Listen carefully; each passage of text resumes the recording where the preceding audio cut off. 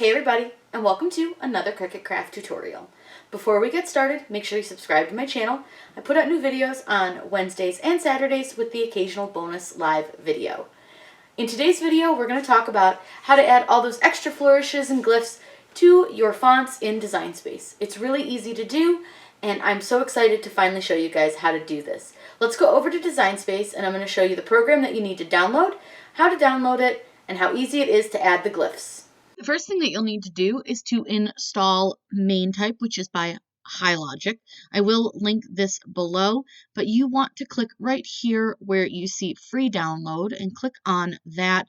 They are going to ask you for your name and your email address, or you can click here if you want instant access. It doesn't necessarily matter. And you're going to download the recommended one, which is the 64-bit.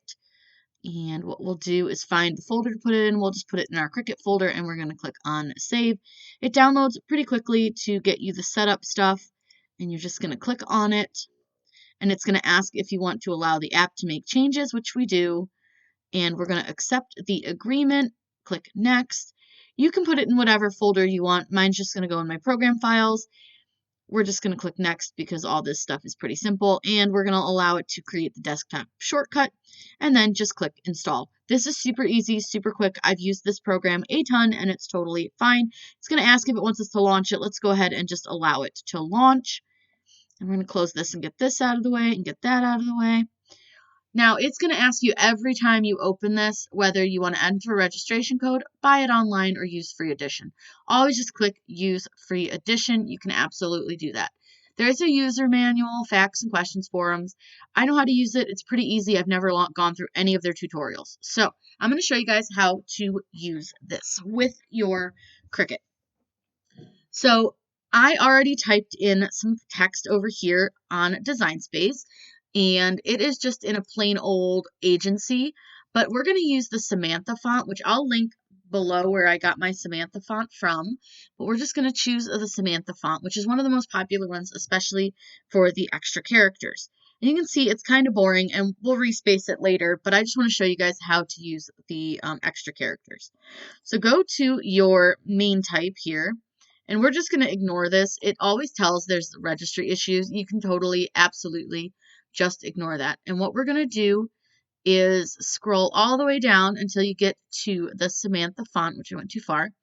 And we're using Samantha Craft Regular for this. You can just get rid of any of these dialog boxes because they will just pop up all the time. Now over here on the side under where it says characters, it tells you how many characters are available, and then it has all of the different characters right here. So you have all types of swirlies and things like that. So let's go ahead and scroll down. You can see their alphabetical order.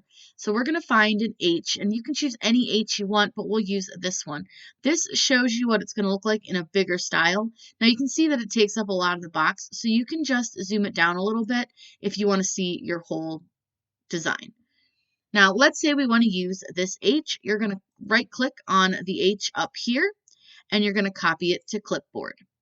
We'll go over to our Design Space. You're going to go into your text box, so double click your text box. We're going to remove the H, and you're going to hold Control and click V to paste the H into your text box. You cannot just click paste anymore. If you right click and try to paste, it will not allow you to do so. Now we can change all the letters if we want. We can just change a few. They have the uppercase first, and then if you scroll further down, you'll find all of your lowercase letters. So let's find a W, and we'll use one of those. Oops, I went too far. Sometimes there's a lot of letters that don't have a ton of extra characters, so you may only get one or two. It just depends on the letter and what the designer put in. So we'll make the W kind of a fun one. Again, use Control plus V. And you can ungroup these and align them and then change the letters out if you want to. So we'll just move things over just to kind of get a look at it, and we'll just see if we like it. And you can always change things out if you don't like the way they look. You can absolutely do that, and we'll just move things around. All I'm doing is clicking them and attaching them together. I think we'll use a fun E maybe on the end of use just to kind of give it a fun look. So we'll move this over. It's totally not aligned, but it's fine. We'll go ahead and find a lowercase e, and it's just as simple as this. It's really easy to do, and I'll show you guys a couple things towards the bottom too. Let me find a fun e that we can use. Let's use, we'll use this e. Nope, it's not that e, this e. And you'll see some of them have the extra tildes and stuff on them for other languages, so that is kind of nice. So again, you can just double click your single letter and then just paste it.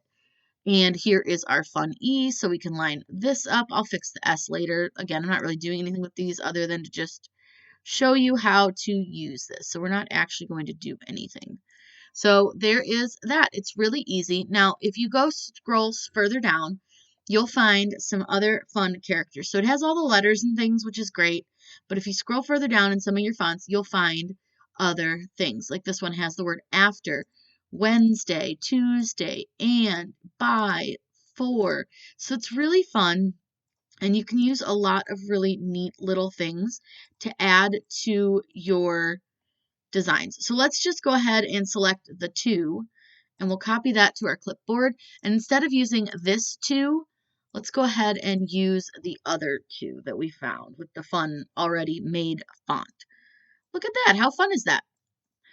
This is one of those fun fonts, and it's super easy to use, and all you have to do is just click, copy, paste, all that good stuff. And you can see how pretty you can turn your designs.